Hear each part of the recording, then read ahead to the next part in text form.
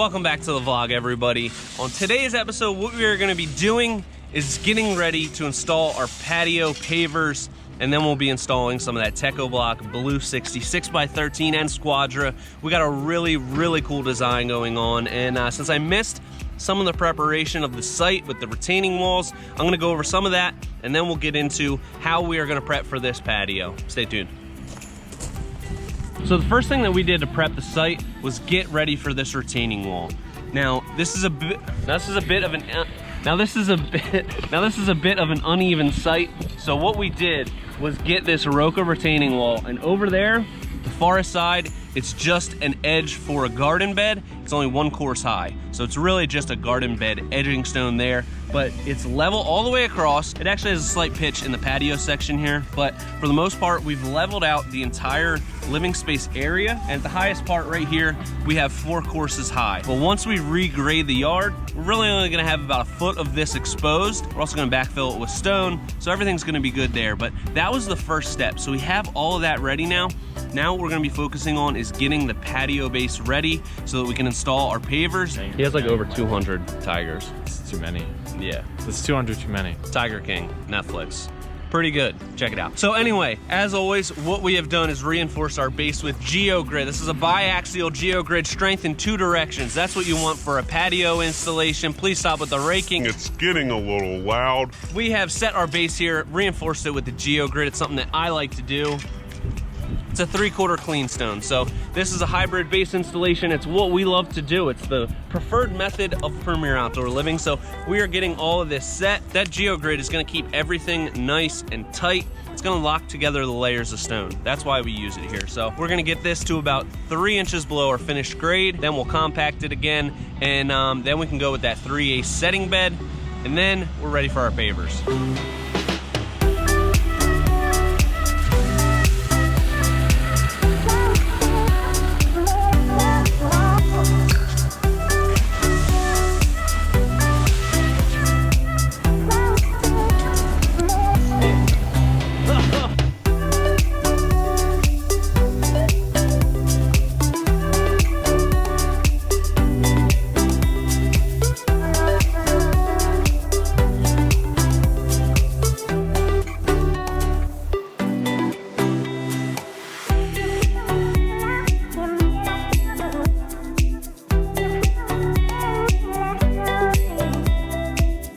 Now we're at a critical part of our base preparation. We're almost there with our rough grade height of our 3/4 base. So to get that as close as possible, what we're gonna do is set these screed poles. We'll get these at the exact height that we need. And it's really just gonna be a visual reference. So we're gonna use rakes to get this at that height. We'll do the same thing with a row of them here and one by the house. So we'll set those exactly at the height that we need, and then we can rake around that, and then we'll have our exact pitch. Everything will be ready to go.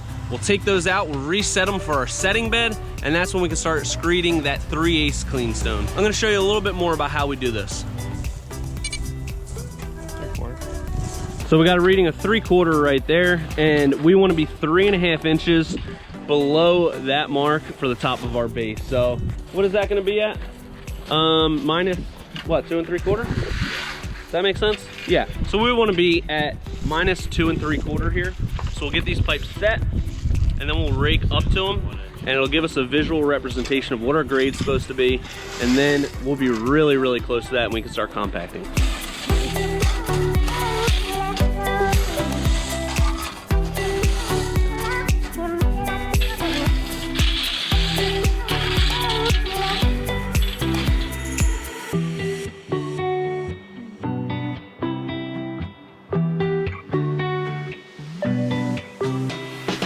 One of the great things about this hybrid base is that we can work with it when it's wet out.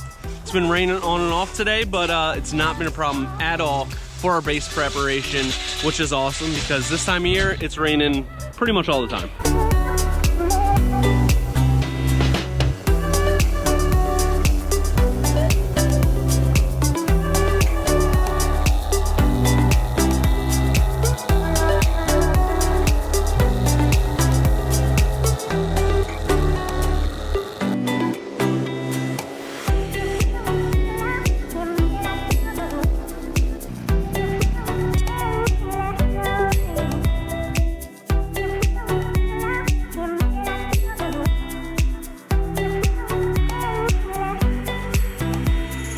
We have our screed pipes set here for our setting bed, and we get them set with the zip level.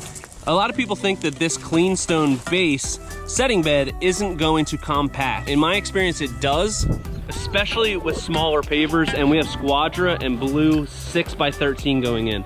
So we set this a little bit high. We can always beat those down, but you definitely don't want to have, where it meets a retaining wall, a gully there where water is going to sit. It's just going to be visually pretty unappealing. So if anything, we want to err a little bit high so that we're sitting proud of that wall and water's going to drain off of it. Once we get them set, you can see we just shovel that bedding material right on top of the pipe so that it doesn't move, and then we can start screeding. So Scooter is setting up our other screed pipes, and we'll be ready to go. So we'll get this screeded out, and then we can start on this pretty awesome Techo-Bloc paver patio with an awesome design.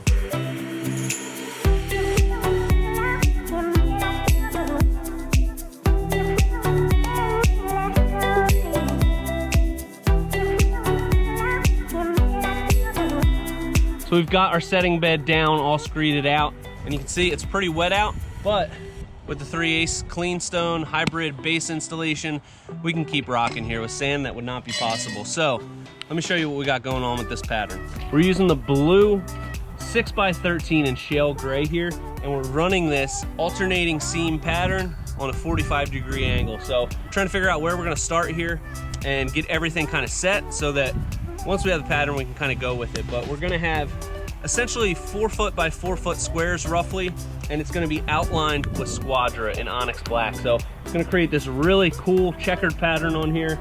But that's why we got the string line out here. Make sure that we're going straight from the beginning, otherwise we're in for a world of pain, and we don't want that. What's going on there, Pat? How you doing, bud? Doing good? Okay, good to hear. So you can kind of see what we got going on here. Can you? Pat, can you see it now? Okay. So we're using the blue 16x13 with the Squadra, and you can see these two products are modular with each other. So on the long side, this equals 4 Squadra. On the short side, it equals 2 Squadra. So we're gonna go, it's about 45 by 45 inch squares, and we're just pre-cutting all of these on a 45, and we have a lot of half cuts that we have to pre-cut. So this requires no measurement. We can just cut them all the same, and we're gonna have a ton of those same cuts. So it's going down a lot quicker than it looks, but this is gonna be a really sweet pattern. You can see these X inlays that are gonna be going on here. Yeah.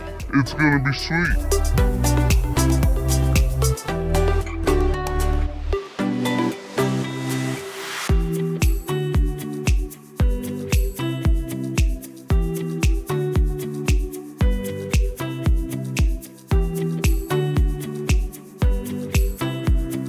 We're getting pretty close to finishing up this patio here, and the biggest thing that made this efficient to lay was figuring out the pattern so that all of the cuts that we had to make, the majority of the cuts that we had to make, were all uniform cuts. So you can see along this starting edge, everything is just cut at a 45. So we can take a speed square and we can scribe a 45-degree angle on that, pre-cut all of them, and now we have our starter piece. For the field, I had a couple people message me and say, you should show how you're cutting in this inlay. We are not cutting it in at all.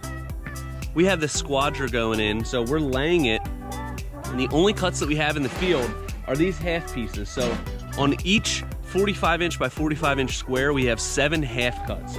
Those can all be pre-cut ahead of time. So we've got Scooter set up back there. He's getting all of those cuts made so that everything can lay in here.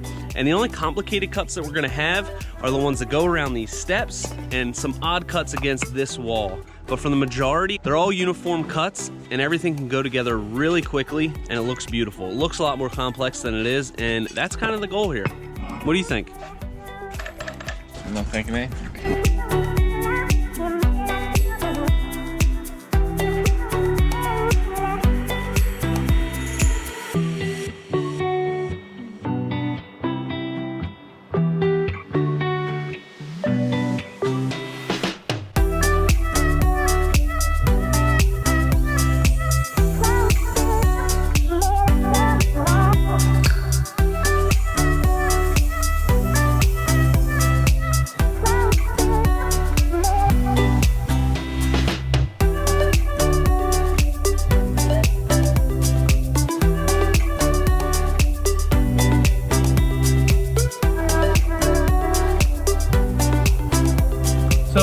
got left is to put in the poly sand on this patio, and that's a wrap. Instead of doing a video walkthrough of the final product, I'm just gonna let the drone pictures do the talking on this one.